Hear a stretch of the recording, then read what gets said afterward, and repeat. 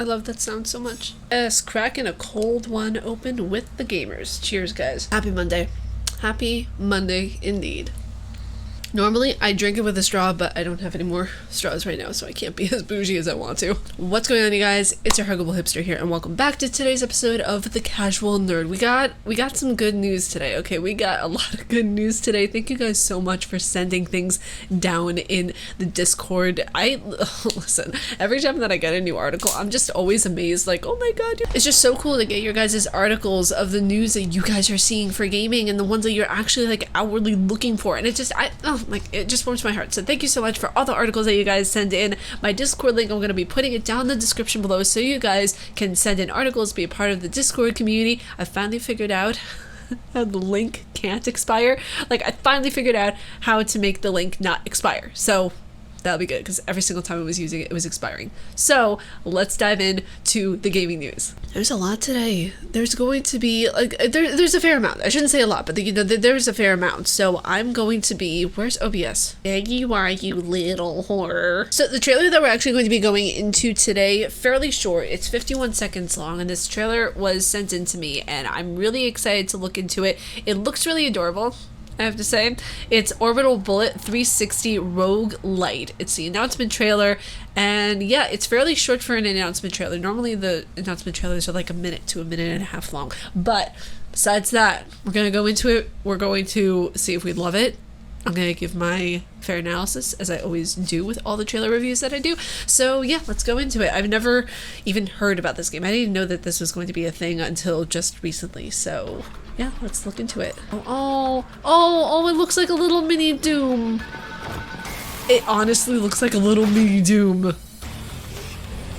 The music too. They're legit making a retro style game in the style of Doom. This is so cute. Oh my god. Oh, Captain. Oh, I want all of it. Oh, I want it all. Kill, die, modify. I like how that rhymed too. That's cute. I love the color palette though. The color palette for this is really nice. The bot, even that looks like the Spider Mastermind. That looks like the Spider Mastermind. Early access spring 2021, wishlist now. Okay, that seems simple enough. I mean, the game obviously reminds me of Doom. It really, really reminds me of Doom a lot. I mean, listen, the way that even the character was dressed, it looked like it had the Halo Doom guy mask on, not mask. It's cute. I like it. The game trailer is absolutely adorable. I want to play it, like, so much. I want to play this game right now. Also, by the way, update on how Death Stranding is going. I'm loving it so much. Oh my god, you guys. Death Stranding has to be now one of the best games I've ever played. It's so good. For those of you who said it was a walking similar. For those of you who said Death Stranding is a walking simulator, what? People who say that either A, have not made it past the third level of the game, third chapter of the game. Third chapter of the game is pretty lengthy. Stay with it. Stay with the game whenever you are in the third chapter. I know it gets like kind of tiresome with it. It's not even tiresome, like mentally just you're like, what's going on? Like, what is this leading up to? What is this building up to? It's so worth it. Just trust me, please. It's so good. And so yeah, either people didn't really finish the game fully or they didn't even make it past chapter 3. So I mean, I don't know what to tell you guys, but it's not a walking simulator. It's absolutely brilliant. So shut your face. So let's get into some of the gaming news where we have a programmer who has made the 1993 Doom playable on a pregnancy test. Talk about giving birth to a demon. It states here in the article that Foon Turig, a California-based programmer, has made 1993's Doom playable on a pregnancy test, truly taking the Will It Run Doom challenge on another level entirely. See, now those parents can tell their kid, you were a demon child. Literally. They can literally tell their kid, hey, you know what? You are the spawn of Satan, but I still love you anyway because, you know, you're my spawn of Satan.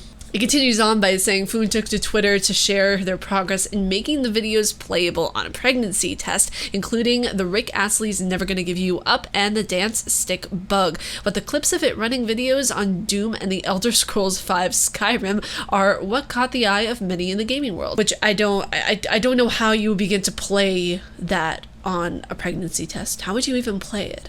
Like, that's what I'm curious about, but I'm going to be watching the video later on. I'm really just fascinated by what programmers can do. This is just goals right here. To be able to know a software, to know a system well enough that you can just program anything out of it or change the language or do anything you want. It's just, it's wonderful.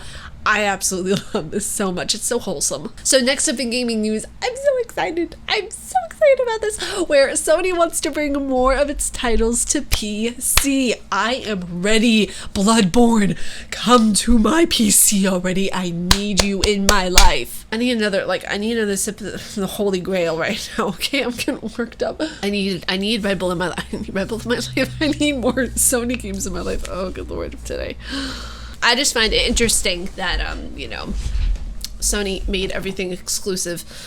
I was trying to think, what is it that is so special about these different games besides, the IP, basically. Besides the intellectual property, besides the concept, besides the story itself, which there are so many unique stories that you can play on Xbox. I don't know. It's something that probably is not making sense to you guys. I'm probably rambling right now, but I'm just, it's been something that has been racking my brain so long. I don't know. We'll figure it out. Now, it states here in quotes, "We will explore expanding our first-party titles to the PC platform," says the report, "in order to promote further growth in the profitability." Keyword there, profitability. I don't think they're so eager to get another group of people interested in their games as they are about, making that coin, which is fine. I'm not arguing with that. I'm not like, oh, you can't make money. That's BS, obviously. But they're really, they're concerned about what their next buck is going to come from, The decision to bring more of the Sony in-house catalog to the PC is cited as a key strategic point to the coming direction of its Game and Network Services division.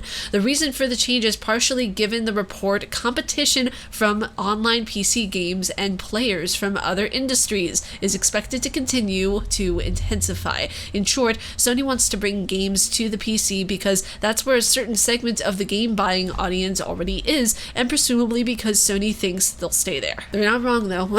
Honestly, they are not wrong. For me, I'm more of a PC gamer than I really am a console gamer. I think having a dedicated piece of hardware for gaming is good for anybody if you can afford it, but I really honestly think at the end of the day, PC rules over all.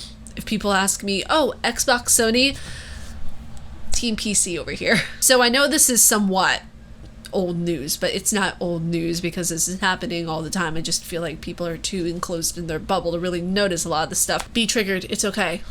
Don't worry about it. The world's not going to end if you're just a little bit mentally triggered. Ubisoft to drop fist imagery from Tom Clancy's Elite Squad over complaints it demonizes Black Lives Matter. Yeah, it does. I mean, I don't know. For those of you who haven't seen the imagery of it, of the fist raising up for Black Lives Matter, they're using that in a game for Tom Clancy. So I don't think it's appropriate.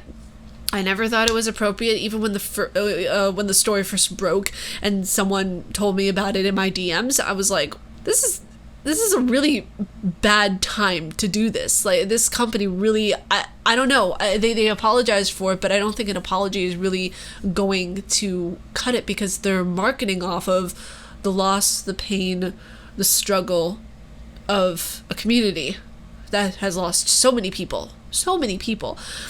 They're profiting off of that. So is it right to do what they did? No.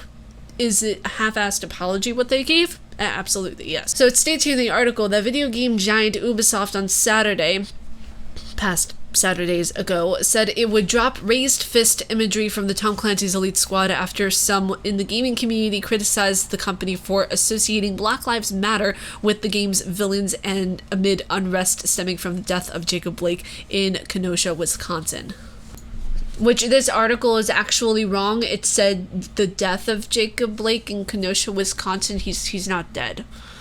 I don't know where they're getting that from. I feel like the writer of this article wrote this a little too hastily, in my opinion. I'm not calling anybody out. Okay, actually, technically I am. You know, you shouldn't write things without letting things simmer for a little bit. Saying someone's dead when they're really not, that's not cool. That's really not cool. I have an issue with that a lot, actually. The fact of the matter is, you don't do that. You don't use that kind of imagery in a game unless it's there for a positive, influential, educational purpose. You don't do something like that unless it's to honor and respect people. Those people use that symbol as something to fight up and you raise up, and you're using it as a powerful symbol of positivity, that you're standing with people.